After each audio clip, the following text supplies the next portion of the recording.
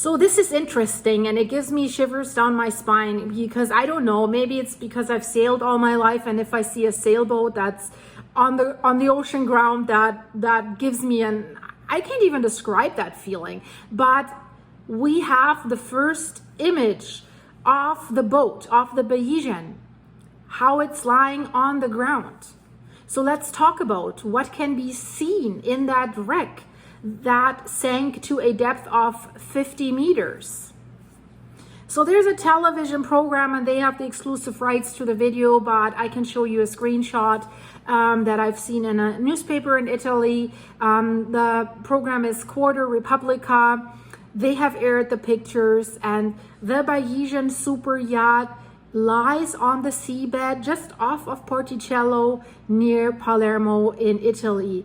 And what is interesting, it seems that there is no visible damage to the hull. So it must have sunken there and landed kind of softly, and now it's there, and they want to lift it up. They want really to bring the Bayesian back to the surface in order to be able to investigate why this boat, this unsinkable boat, is now 50 meters deep on the ocean floor. For those of you who don't know, the Bayesian sank on August 19th in like a freak storm that was happening overnight, but there's so many questions open. It's quite mysterious and lots is involved, so check out the videos in the end screen. You should learn all that, what happened, so that you understand why this is still such a hot topic.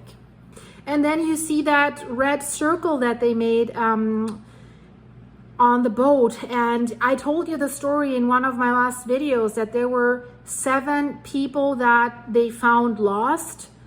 I can't say the word on YouTube. I know, guys, it's ridiculous that you can't say that anymore. But you have to find other words. And many YouTubers use unalived, but that sounds so stupid, right? So I'm basically using lost because those who were alive have lost that, right? So I always do this in addition, so you know what I mean. It's on YouTube because of like the advertisers don't like that, but on the other hand, if you watch television, I mean, there's disaster and whatever every day, and there's commercials for everything. So it makes it difficult to really report about tragedies like this because you have to be so careful. So in that red circle, this is the area where they think that there was an air bubble, where some passengers found that cabin and lived a little bit longer in this air bubble. And this is where they found them. And for me, there's still the question, the guests and the owners had the premium spots of the cabins, right? They're not down on the bottom and at the front of the boat. So why, except the cook, but why did all the crew members survive that were sleeping? Because it was at night. They only had one super young guy on watch. Captain was sleeping. It seems they weren't taking this serious. Captain said, I didn't know the storm was coming. I mean, the other sailor that rescued some of them that was anchoring next to the Bayesian, he kind of said, well, it was known that this storm is coming. It was absolutely doesn't make any sense. They could have gone into the marina. So they leave the youngest, probably most unexperienced guy outside. So crew members were in the crew quarters. So how come that the guests and the passengers did not get out, although they had the better spots for that, in my opinion? They're closer to the surface and closer to the exits. So in this red circle, this is where they think, or are quite sure, because they rescued them from, well, not rescued, they recovered, the divers recovered and found them at this spot in this area.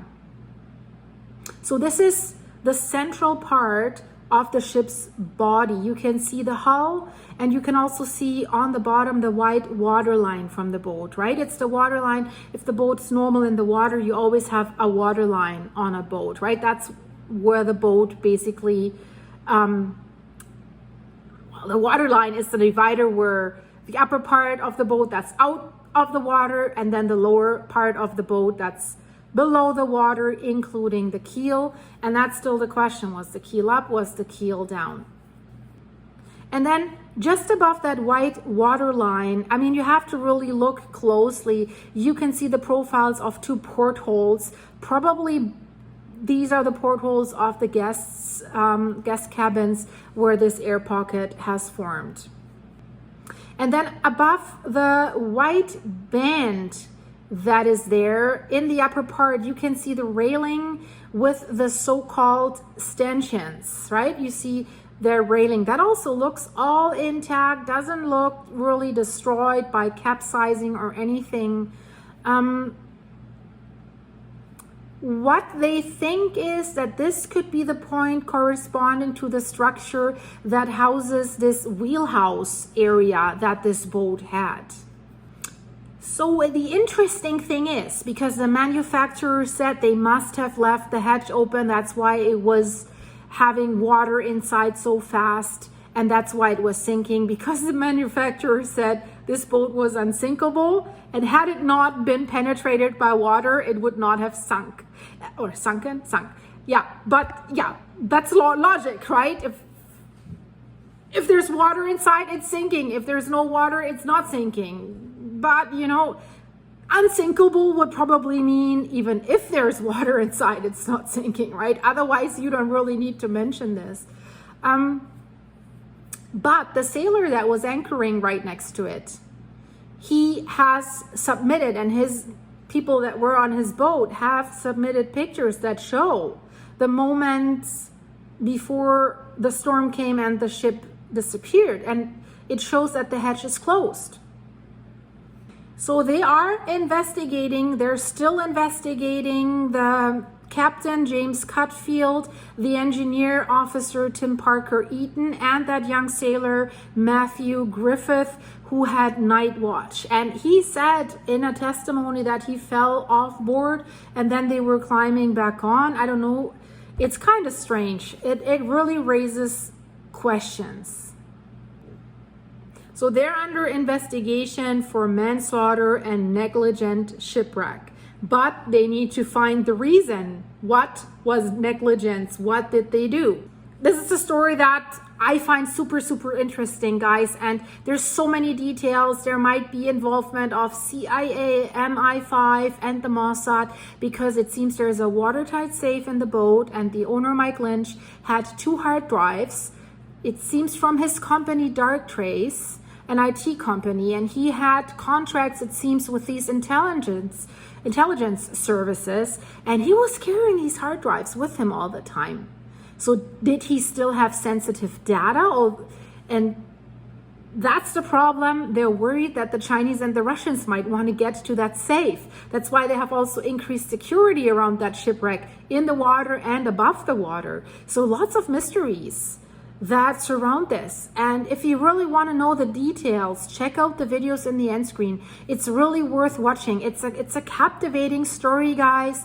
There's not many stories that leave such a mystery and question mark, and I really like to follow these stories. I admit it, like the Titan submersible and stuff like this. So if you like that as well, check out the other videos and like this video to help me on my channel push stuff like this out to more people as well. And thanks for your ongoing support on my Buy Me a Coffee website. Link is in the description if you want to go there and register. Registration is for free, guys. And thanks for your supers, and thanks for being a channel member. I just released another video, so check it out, and maybe I see you there. Stay safe, guys. And don't forget, check out the videos here in the end screen. Bye.